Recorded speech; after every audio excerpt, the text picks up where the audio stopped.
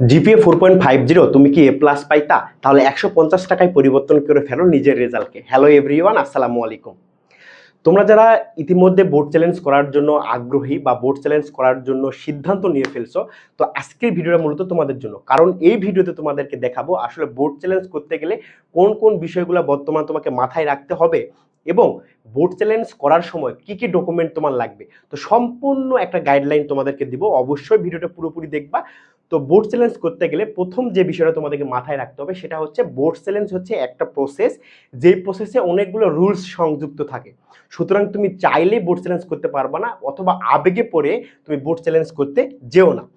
2 নম্বর point হচ্ছে ওই সকল স্টুডেন্ট বোর্ড চ্যালেঞ্জ করে যাদের পরীক্ষার খাতার মার্ক ৭৯, ৭৮ বা এই টাইপের মার্ক আসছে, যার কারণে তার A+টা মিস হয়ে গেছে, অথবা সে একটা ভালো ফলাফল করতে পারে নাই।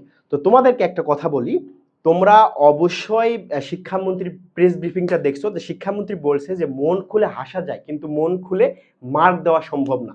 কারণ তুমি যতটুকু লেখছো ততটুকুর উপর তুমি যে মার্ক পাবা সেই মার্কটাই তোমাকে দেওয়া হয়েছে। তো এখন যারা ৭৯, ৭৮ এই টাইপের মার্ক পাইছো, তোমরা আগে নিজেদের উপর ফুল কনফিডেন্ট হও।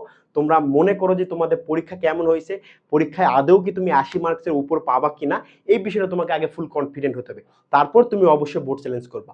3 নম্বর যে পয়েন্ট সেটা হচ্ছে বোর্ড অনেকগুলো খাতা নিয়ে কাজ করে। তো সেক্ষেত্রে বোর্ডের একটা ভুল হওয়ার চান্স থাকে।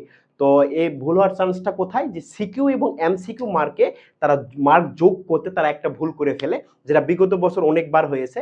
তো তুমি যদি এই বিষয়টা নিয়ে কনফিডেন্ট থাকো যে ভাইয়া সিকিউ এবং এমসিকিউ মিলায়ে আমি ৮০ মার্কস পাবো বা আমি A+ পাবো, তাহলে তুমি বোর্ড চ্যালেঞ্জ করতে পারো। ঠিক আছে।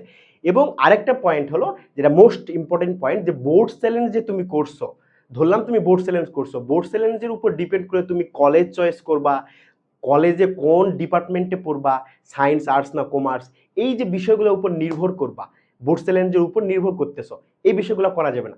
তুমি বোর্ড চ্যালেঞ্জ করে রাখছো, এখন তোমার বর্তমানে যে রেজাল্ট আছে এই রেজাল্টের উপর ডিপেন্ড করে তুমি তোমার কলেজ অ্যাডমিশনটা সিদ্ধান্ত নিবা। তুমি যদি এই কয়েকটা পয়েন্ট সঠিকভাবে মাথায় রেখে তুমি বোর্ড চ্যালেঞ্জ করো, তাহলে অবশ্যই অবশ্যই তোমার একটা ভালো ফলাফল পাওয়ার চান্স আছে। কিন্তু তুমি মনে করো না যে ৭৯ পেয়েছো, বোর্ড চ্যালেঞ্জ করলেই ৮০ পাবা, মার্ক বৃদ্ধি হবে, বিষয়টা এরকমই কখনোই হবে না। কারণ বিগত ১৯ বছরের তুলনায় এই বছরই সর্বপ্রথম এত পরিমাণ রেজাল্টের ধস নামছে। সুতরাং তোমরা বুঝতেই পারছো যে চ্যালেঞ্জ করলেই তুমি যে বেশি মার্ক পাবা, বিষয়টা একদমই ভুল একটা ধারণা।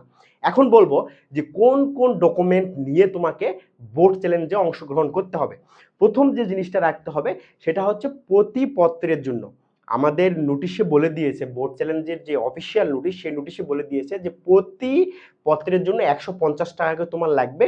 ২ নম্বর পয়েন্ট হচ্ছে একটা সচল নাম্বার লাগবে, অর্থাৎ তুমি যে নাম্বার সবসময় খোলা থাকে সেই নাম্বারটা তুমি সেখানে দিবা। এর কারণটা হচ্ছে তুমি যখন বোর্ড চ্যালেঞ্জ করবা, বোর্ড চ্যালেঞ্জ করার পরে যে রেজাল্টটা, এই রেজাল্টটা হচ্ছে ফোন নাম্বারের মাধ্যমে তোমাকে তারা দিয়ে দিবে।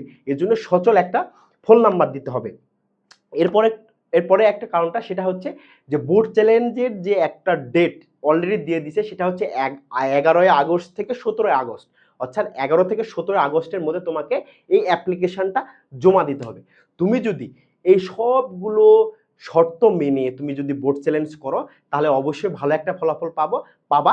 অথবা তুমি যদি আবেগে পড়ে বা বন্ধুর প্ররোচনায় পড়ে অথবা আত্মীয়ের প্ররোচনায় পড়ে বা নিজে ওভারলি কনফিডেন্স কারণে তুমি যদি বোর্ড চ্যালেঞ্জ করে ফেলো, তাহলে অবশ্যই অবশ্যই তুমি ভুল ডিসিশনের মধ্যে আসো।